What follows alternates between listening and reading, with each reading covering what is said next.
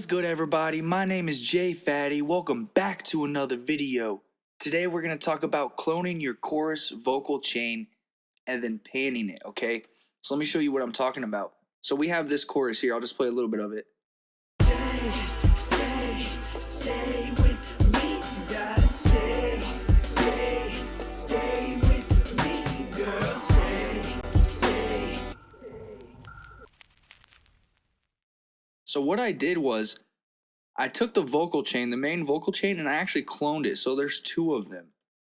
To clone it, you can just right click it, go to File, and then the Save Mixer Track State As, you can left click and drag that to an empty track and it will clone it.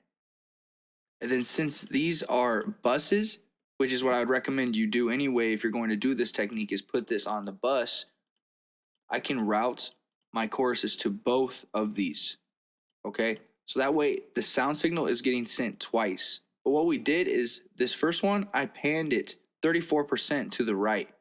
And then the second one, I panned it about 30% to the left, okay? And that created an interesting vibe. So let's solo these.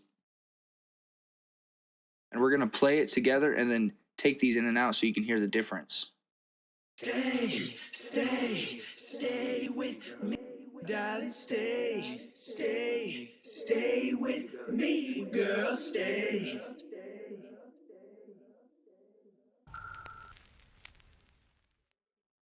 So it really gives it a nice vibe when you do that. You can even hard pan them left and right, and you would get full stereo with your chorus if that's something you wanted to do. I didn't want to go full stereo, so I just did a little bit right and left, but it still created a really nice vibe. So yeah, that's pretty much it. Try that out and let me know how it works for you. If this video brought you value, please leave a like, hit subscribe, and hit that little bell. Make sure you stay safe, stay striving, and always be getting it.